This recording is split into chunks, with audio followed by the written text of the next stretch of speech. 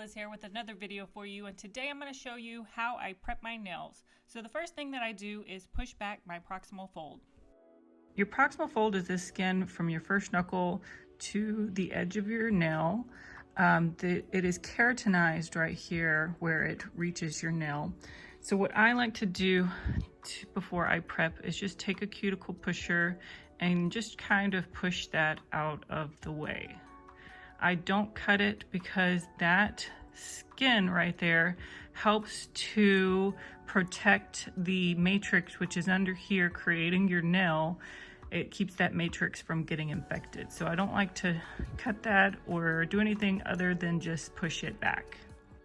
After I push back my proximal fold, then I remove my cuticle. So once you push back the proximal fold, you may see that you have some skin that's still stuck to your nail. I have this gel, builder gel on the rest of my nail, but you can see like this little part right here has some skin kind of stuck to my nails. That is where that is the cuticle. That's what the actual cuticle is that dead skin that is stuck to your nails. Sometimes you can see it, sometimes it is invisible, so you can't really see it. So what I like to do to remove that is use my blue Cross Cuticle Remover. I put it in this little dropper bottle. Now if you do find that this is a little drying or irritating to your skin, what you can do is I use Vaseline around on my skin right here to help protect my skin, and that way it doesn't get irritated. But using this cuticle remover, I feel, is the safest way to remove all that cuticle from my nail without damaging my natural nail. So this is the way that I do it. You can see that even that little space, I did get a little skin off of that part of my nail. And I'm trying to use as little pressure as possible getting this off of my nail because this is a metal tool, so I don't want to scrape my natural nail or damage it in any way. So I'm trying to use as little pressure as possible and kind of let the cuticle remover do all the work of actually getting that cuticle off. I'm just kind of scraping it so that I make sure that it is getting I'm getting all of it off, if that makes sense.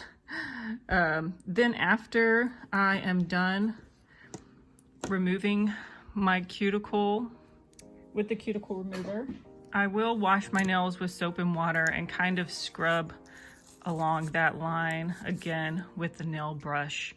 I just make sure that when I am washing my nail, I do it for less than about 30 seconds because you don't want water absorbing into your nail.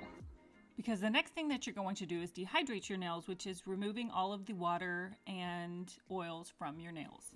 After you remove your cuticles and wash your hands, you do want to make sure that you dehydrate your nails, okay? So this is again why you don't want to spend a long time washing your nails after you've done the cuticle remover, because you don't want that water absorbing into your nail because you're trying to dehydrate your nail. The nail enhancements are not going to want to stick to things that are wet or oily. So, and that's why we are going to dehydrate next. So you can use these little alcohol prep pads, especially since I just have like this very small area that I need to dehydrate, or sometimes to make sure that I get all of the oils off of my nails and hands. Before I get started, I just go ahead and put a little alcohol. I have like a big bottle of isopropyl alcohol, and I just put it on a cloth and then wipe all of my hands and fingers with it, just to make sure that I have all of the oils off of my hands as well as my nail.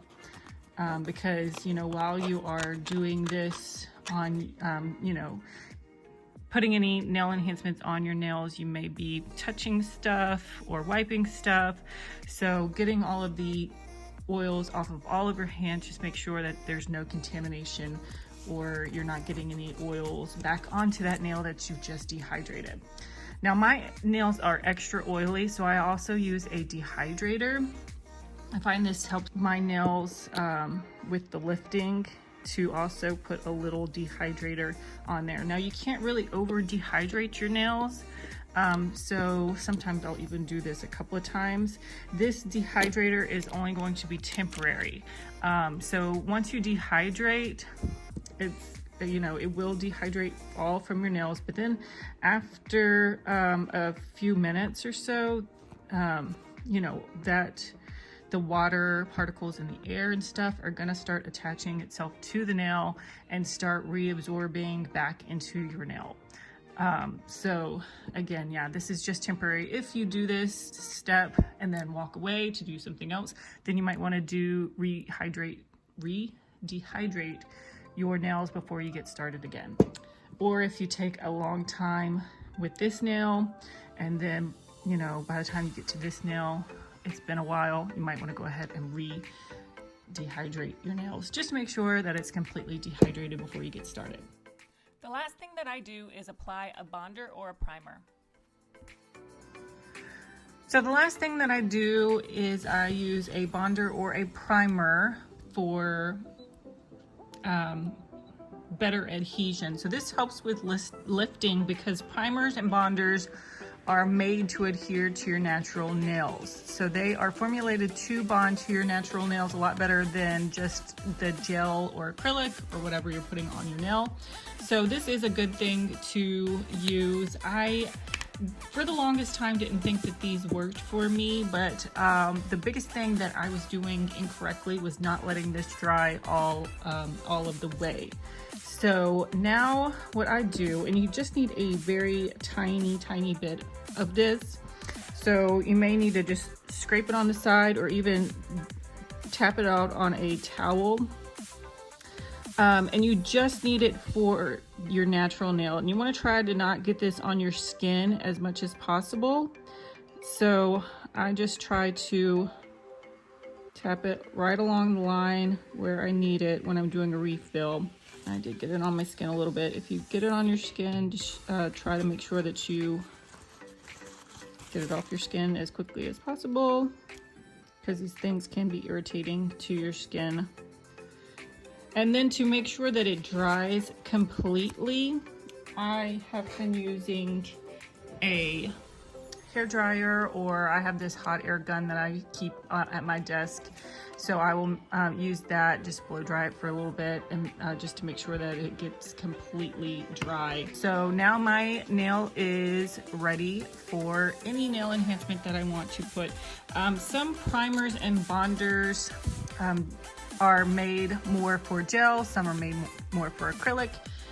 So you want to make sure that you get one depending on what kind of product that you're using.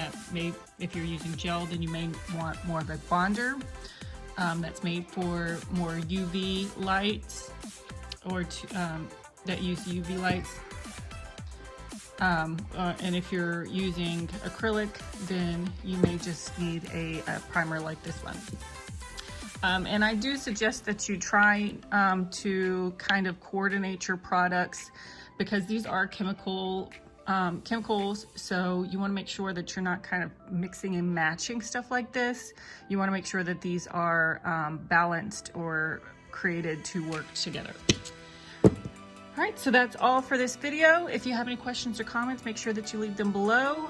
If you like this video, make sure that you give it a like and subscribe to my channel for more videos like this. Thank you so much for watching, and I hope to see you next time.